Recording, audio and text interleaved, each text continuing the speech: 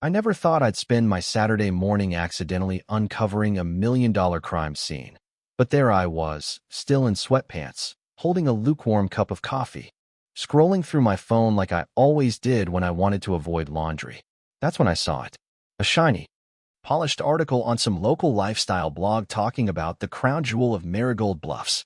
Some dream home, a mansion. Really praised as a testament to the visionary leadership of none other than the HOA president herself, Cheryl Whitmore. Now, I almost kept scrolling. I don't usually care what rich folks are building up in the hills, but something about the background in one of the photos, it stopped me cold. The trees, the way the hill curved, the angle of the sunlight even. And then I saw it, the oak tree. That crooked, stubborn old giant with one limb bent like an elbow pointing east. My grandpa called it the Sentinel, said it had been standing since before he was born, and it was on my land. I sat up so fast I spilled coffee all over the couch, didn't even flinch. My stomach dropped. I grabbed the deed from the drawer. It was still there, folded and yellowed, with my name in black ink. No sale, no lease, no damn permission. That land had been untouched for years, just the way Grandpa left it. I always told myself I'd do something with it one day. Maybe a little cabin, maybe a garden. I never imagined someone would take that choice away from me.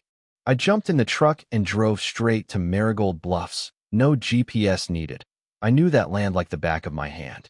But nothing, and I mean nothing, prepared me for what I saw when I pulled up. The mansion wasn't just on the land, it owned it. Tall iron gates. Security cameras blinking like they were watching my every breath. The whole place screamed money, power, and trespass. I hit the intercom at the gate. My heart was pounding, but my voice stayed even. This is Eric Mallory. I own this land. I need to speak to whoever's living here. There was static, then a voice. Cold, clipped. This property falls under the Marigold Bluffs Homeowners Association. I'm Cheryl Whitmore, HOA president and homeowner. If you have concerns, please contact the HOA through proper channels. I laughed. Couldn't help it. There are no proper channels, Cheryl. This land was never part of your HOA, and you had no right to build on it. Long pause, then a soft chuckle that made my skin crawl. Mr. Mallory, I don't appreciate baseless accusations. This home was built with full approval. Click. End of conversation. I just stood there, staring at the place where I used to fly kites with Grandpa. She'd paved over my memories and locked them behind a security code. And she talked to me like I was the problem, like I was interrupting her property. That night, I didn't sleep. I dug through everything: zoning laws, HOA maps, public records. I drove to the county office the next morning and stood in line under the flickering fluorescent lights while some overworked clerk typed away. She scrolled, stopped, frowned. Huh. Says here your parcel was annexed into the HOA jurisdiction about 5 years ago. That's impossible, I said. That would have required my written consent.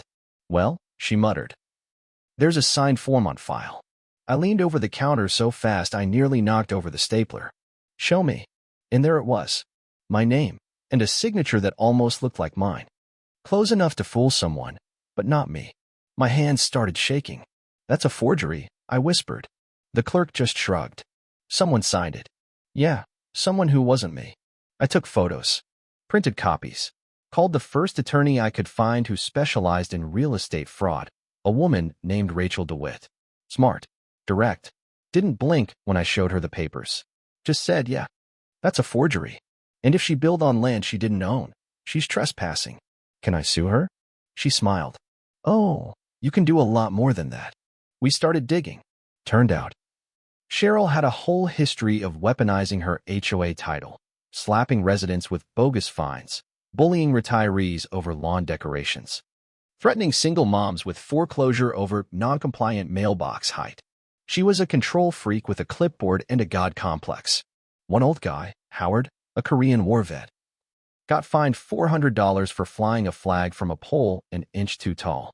Another woman, Marissa, had her fees doubled out of nowhere because she parked in the wrong direction on her own driveway.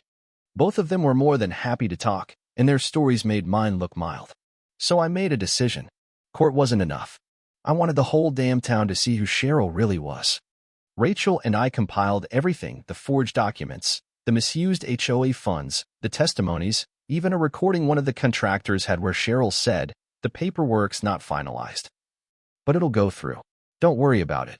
Then I leaked it.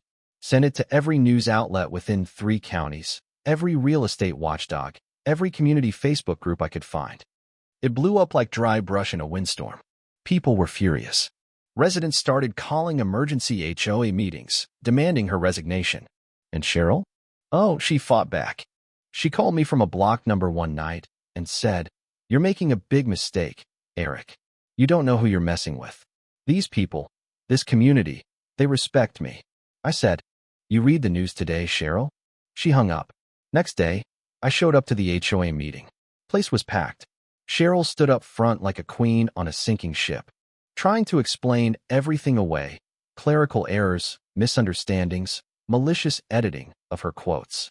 Then I stepped up, held up the forged annexation form. This is the document that supposedly gave Cheryl the right to my land. Only, that's not my signature. It's a crime, and she committed it. Gasps. Murmurs.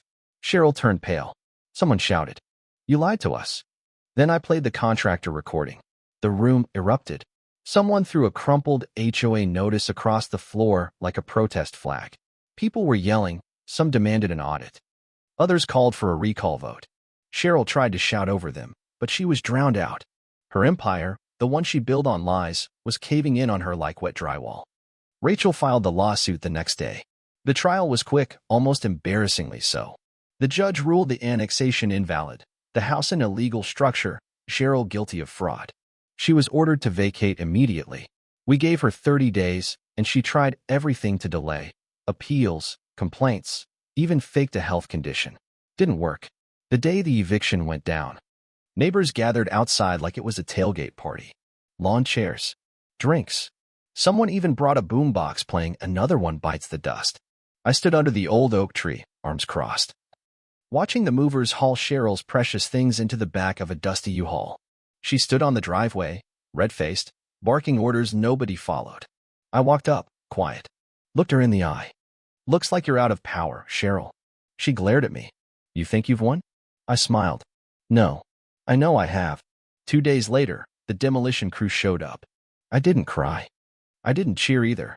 I just stood there as the wrecking ball knocked down the first wall, then the roof, until that massive mansion was nothing more than splinters and dust. The land was mine again. Not just legally, spiritually. I built a small garden under the oak, planted some wildflowers, put up a wooden bench like the one Grandpa used to sit on when he told me stories. I wasn't interested in building anything grand. I just wanted peace. A few weeks later, I got a letter in the mail. From Cheryl. I don't expect forgiveness. I just wanted to say I'm sorry. You were right to fight for what was yours. I hope you find peace. I folded the letter, set it aside. Didn't need closure. I already had it. So, let me ask you this.